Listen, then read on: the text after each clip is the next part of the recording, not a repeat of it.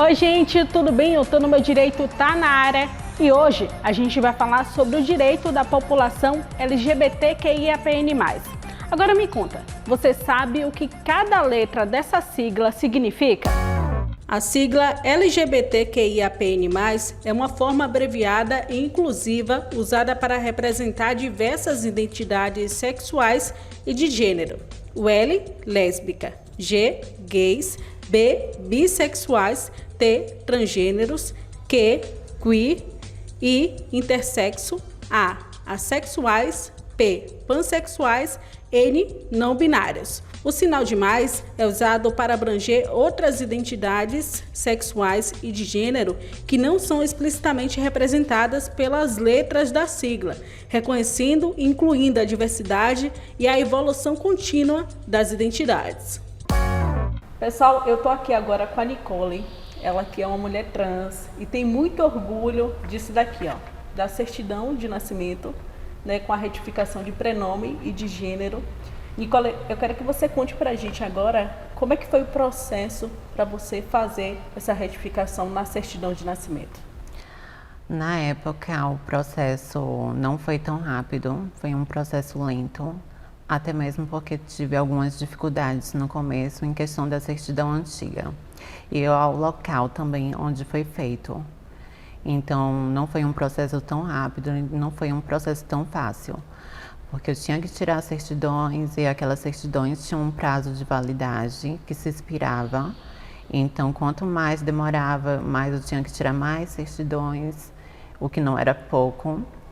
E foi isso, basicamente, que demorou um pouquinho, por volta de uns 4 meses por aí.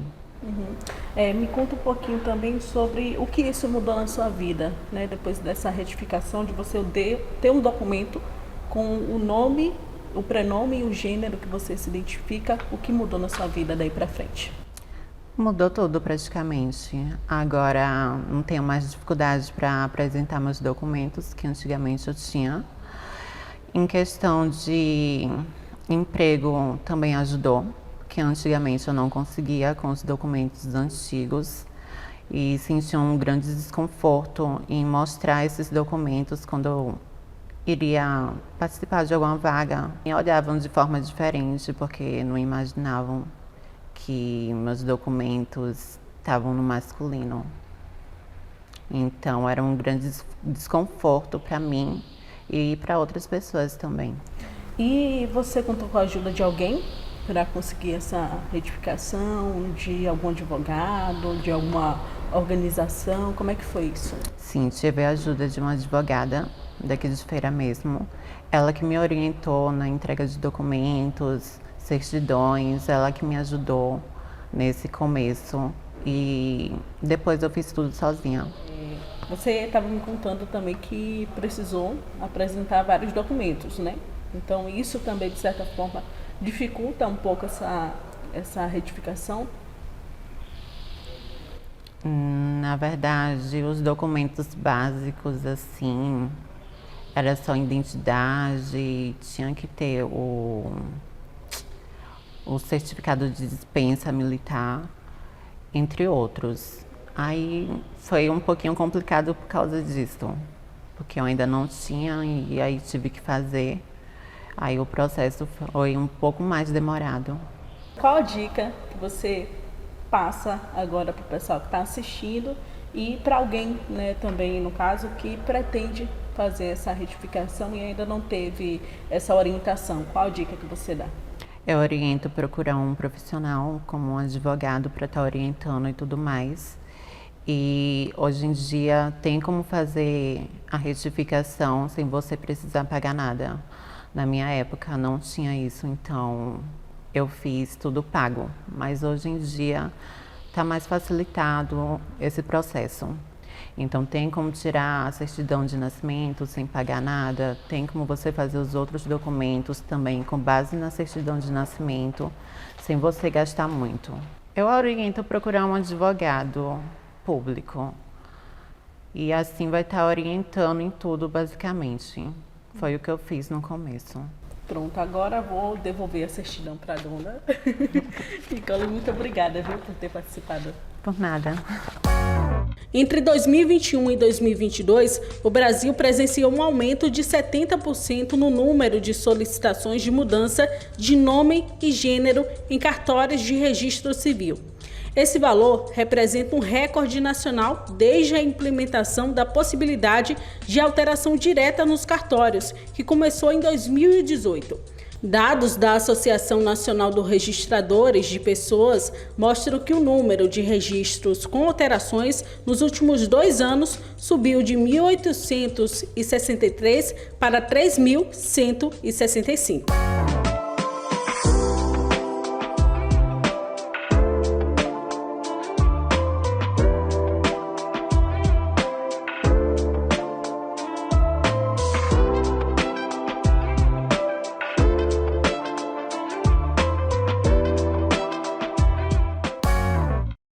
Pessoal, outro direito garantido à população LGBTQIAP+, é o direito de oficializar a união, o casamento civil. E eu tô aqui com um exemplo disso, é o caso do Walter Ney e do Luiz, que oficializaram a união no ano de 2013, não é isso? Exatamente. Agora me contem, qual foi a importância dessa oficialização para vocês? Falar da importância, penso que, a priori, é importante destacar a simbologia do ato de um casamento. É você registrar que você existe, que você ama, é amado, e isso é um direito de todos, todas e todes. E para você, Luiz? Para mim é fundamental na questão legal, jurídica, de patrimônio, de INSS, de planos de saúde, incluir o outro, a dependência é fundamental. Uhum. Vocês oficializaram a união em 2013, tem bastante tempo já, né? Quais foram as dificuldades desse período, né, desse momento, desse ano que vocês enfrentaram e quais desafios também vocês acham que ainda estão aí atrapalhando essa questão? Penso que só em você ser LGBTQIAPN+, em um país que mais nos mata, já é algo que a gente precisa registrar. É importante dizer também da dificuldade que nós temos. Nós temos uma legitimação do nosso amor, mas aí é importante registrar. Nós temos os mesmos direitos de expressar o nosso amor em ambientes públicos. O risco que nós corremos em andar de mão dadas, dizendo eu amo e ele me ama. Temos esse mesmo direito? Nós temos que ter coragem. E isso é importante a gente dizer. Primeiro nós fizemos a união estável, com comunhão universal de bens, porque o casamento ainda não estava assegurado por lei. Assim que o Supremo assegurou, nós fizemos a transferência da união estável para casamento civil. Encaminhei ao cartório e tudo correu tranquilamente, sem nenhuma dificuldade. Isso com 15 dias que o governo aprovou a lei. Então, um direito que, de certa forma, vem sendo garantido, né? Exatamente. Me contem, né, qual dica vocês dão para aquele casal que está querendo também oficializar a união, né? Um casal homoafetivo que queira oficializar a união, passem um recado aí para esse pessoal. Primeira coisa que eu digo para qualquer pessoa, seja quem você é. Não tenha medo de ser quem você é. E nunca deixe de externar o seu amor por nada nessa vida. Porque feliz daquele que ama e é amado. E nós já temos um arcabouço jurídico, ainda não é lei, mas já temos um arcabouço jurídico que nos reguarda. Então, por isso que nós temos que o tempo todo dizer, feliz quem ama e é amado. É impossível ser feliz sozinho, já dizia Vinícius de Moraes. E a Clarice Lispector diz que amar não é fácil, é saber conviver com os defeitos do outro. Então, no momento em que você percebe que você não pode e não vai ser feliz sozinho, encontra alguém do qual você deseja e tem uma compatibilidade, por que não? Tem que se unir, independente que seja LGBTQ, mas qualquer tipo de casal, vale a pena amar. E eu amo e quero por toda a vida e eternidade. Não podemos ficar no armário, temos que colocar a cara à tapa. Pessoal, agora eu estou aqui com a presidente da Comissão de Diversidade Sexual e de Gênero da OAB, subseção aqui de Feira de Santana, Maria Fernanda. Doutora, explica pra gente, né, quais foram os principais direitos da população LGBT que foram conquistados, né, ao longo do tempo. Então, ao longo do tempo foram poucos direitos, na verdade, que foram conquistados, mas a gente tem avançando com esse tempo passando. Em 2011, o que aconteceu? Foi o primeiro ano que a gente reconheceu, o STF reconheceu por unanimidade, a união estável. Então, nesse mesmo ano também foi reconhecido o casamento civil. Nesse mesmo passo, a gente tem a adoção, que ela foi reconhecida, então, sem essa questão da idade, a gente reconheceu essa adoção por casais homoafetivos. E, seguindo esse passo, a gente também teve alguns outros direitos, como, por exemplo, no sistema prisional, a gente teve o direito resguardado pelo STF de que as mulheres trans que fossem presas, fossem presas e fossem custodiadas no presídio conforme a sua identidade de gênero. Além desses outros direitos também, a gente pode falar sobre o nome social na certidão de nascimento, né, nos documentos oficiais. Quero que você comente um pouquinho para a gente sobre isso. Sim, com muita luta isso foi conseguindo. Na verdade, antes da gente conseguir a retificação no registro civil, começou a ser permitido que em alguns locais fosse colocado um nome social.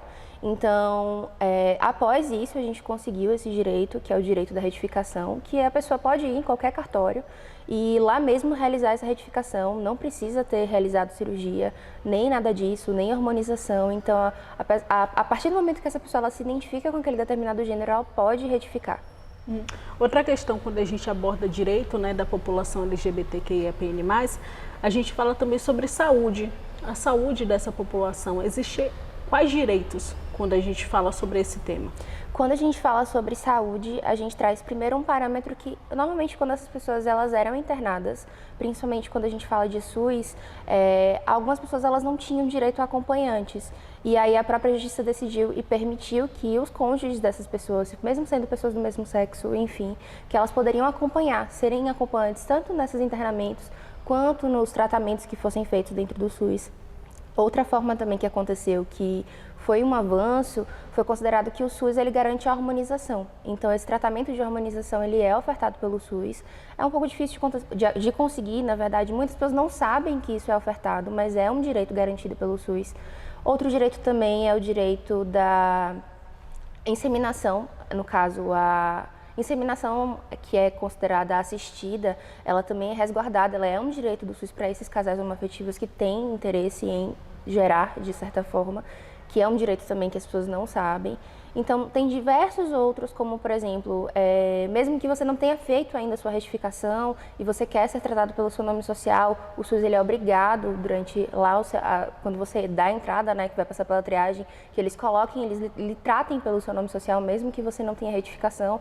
Então, são diversos direitos que a gente tem conseguido que representam um avanço e são de extrema importância. Quais outros direitos você considera que são importantes para a comunidade e ainda não foram alcançados? Por exemplo, tem muitas pessoas que não sabem o significado da inseminação caseira. A gente sabe o que é a inseminação artificial, que é a fertilização in vitro, mas a inseminação caseira, ela não tem um custo, digamos assim, porque a fertilização in vitro a gente sabe que é um custo demasiado, um custo muito grande. E quando a gente fala sobre inseminação caseira, é um procedimento diferente para essas mães realizarem o registro dessa criança. Então é muito mais complicado porque elas têm que entrar com ação judicial e passam por muito tempo, muitas vezes o judiciário não reconhece as pessoas como família e não consegue compreender que isso vai acarretar diversos efeitos. Por exemplo, a mãe que não é não gestante, ela fica impedida de tirar a licença maternidade, ela fica impedida de que essa criança entre como dependente do seu plano de saúde. Então tem diversas outras circunstâncias que vão proibindo, por mais que ela possa sim entrar enquanto mãe, ser alterado o registro civil após o nascimento da criança, a criança perde diversas coisas, e não só a criança como a mãe não gestante nessas situações, se esse judiciário demora. Então, assim, são direitos que deveriam ser reconhecidos, porque são famílias que devem ser reconhecidas.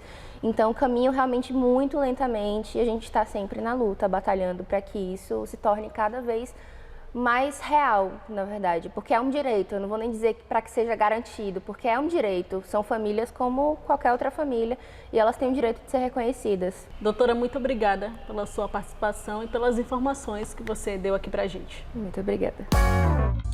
Pessoal, o Tô no Meu Direito está indo para um rápido intervalo, mas na volta a gente vai falar sobre o crime de homofobia. Não sai daí, eu volto já já.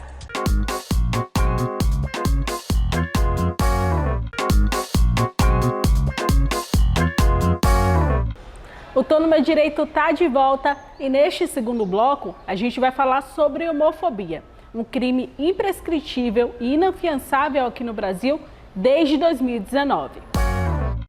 A gente tem alguns tipos de violência, que é a violência psicológica, né, que é aquela do xingamento, das agressões verbais, a violência física, que é quando ela chega às vias de fato, e os assassinatos. A Bahia é o terceiro estado que mais mata LGBT e Feira de Santana, felizmente, nós não temos registrado casos de assassinato. O que a maior parte da violência que acontece, infelizmente, é a violência familiar. São pessoas que são agredidas pelos pais, pelos responsáveis, por serem LGBTs ou expulsos de casa. Então, a LGBTfobia, ela incide na vida da pessoa que é gay, lésbica, travesti, ou transexual o tempo inteiro. Então, ela incide na dificuldade do acesso à educação, porque na escola vai ser rechaçado, xingado, principalmente se essa pessoa é uma pessoa afeminada, quando é um gay, ou se é uma lésbica masculinizada, um homem trans ou uma travesti. Então, incide diretamente na educação e a falta de educação, consequentemente, vai fazer com que ela não tenha oportunidades à vida no mercado de trabalho. Então, as pessoas trans, muitas vezes, são obrigadas a ir para a prostituição, por exemplo, porque é o único lugar em que elas vão ter renda, porque você não vê uma pessoa trans trabalhando em uma loja, em uma clínica, em outros locais, porque esses lugares não absorvem. Então, a LGBTfobia, ela atinge essas pessoas diretamente na vida social, porque excluem da vida social, né? Exclui do direito à educação, do direito à saúde, né? E principalmente a violência física, que é a pior, né? E a violência que leva ao assassinato. E o Brasil é o país que mais mata pessoas LGBT no mundo, né? Isso porque os nossos registros são subnotificados. Então, a gente precisa que a sociedade repense as formas de tratar as pessoas LGBTs. E a homofobia não está só na violência, é como você olha para a pessoa, é o desprezo que você dá muitas vezes, é a falta de atenção. Então, quando a gente fala da morte, a gente fala da morte física, a gente fala da morte social, que é essa morte de você não poder ser quem você é e, por isso, viver afastado da sociedade. Em 2022, foram registradas 273 mortes violentas contra a população LGBTQIAPN+. As informações são do dossiê de mortes e violência contra LGBTQIAPN+, no Brasil.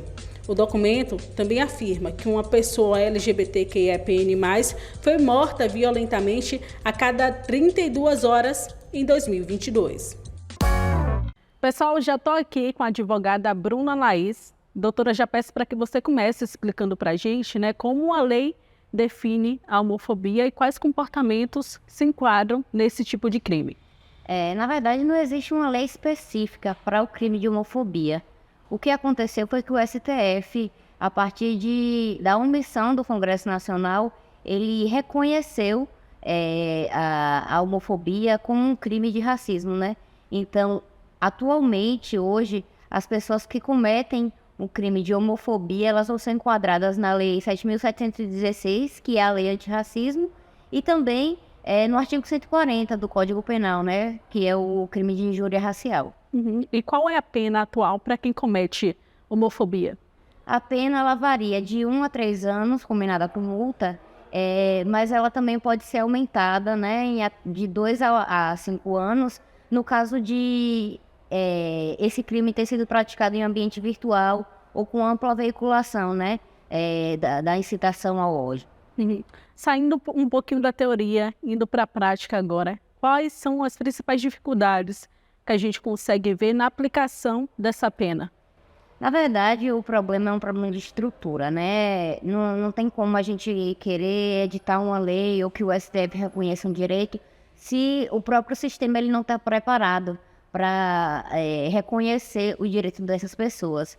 Nas delegacias, eu acredito que precisava ter curso de formação para que os policiais saibam direcionar um atendimento a essa população específica, assim como curso de formação na área da saúde, para que também a identidade sexual e a identidade de gênero dessas pessoas sejam respeitadas nesse ambiente.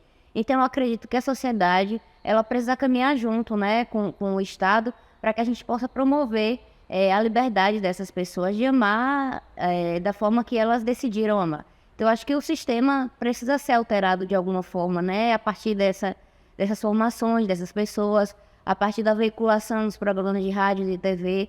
A gente não pode ter a lei e esperar que a lei seja aplicada sem que as outras pessoas tomem conhecimento dela ou saibam como se comportar com relação a ela. Doutora, normalmente, né, quando as pessoas cometem crimes, assim como de homofobia, elas tendem a dizer que não é um crime, é a minha opinião, né? Eu posso falar isso porque eu tenho direito a me expressar livremente, né? O que chamam de liberdade de expressão. Mas deixa claro para a gente o que é esse direito de liberdade de expressão e quando você se comete um crime, né? Existe um limite aí. Existe um limite, na verdade. Tem uma outra frase muito interessante no direito que fala que o meu direito ele vai determinar onde começa o direito do outro, né? E a liberdade de expressão, ela é pautada justamente nesse valor do direito. E eu não posso ultrapassar certos limites para que eu não possa cometer crime contra determinada população. E esse é o caso da liberdade de expressão, né? A liberdade de expressão ela não é um direito absoluto.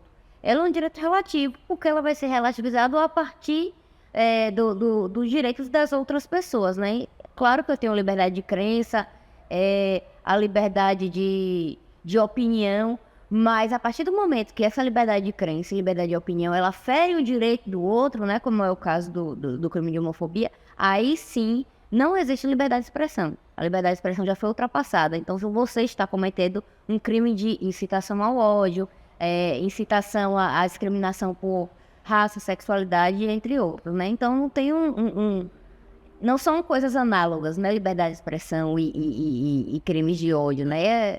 Tudo no direito, ele é relativizado, e esse é o caso da liberdade de expressão. Agora, quem foi vítima desse crime, né? Quem foi vítima de homofobia, qual o passo a passo que ela tem que seguir para conseguir fazer uma denúncia? Geralmente, a indicação é que as pessoas busquem as delegacias especializadas, né?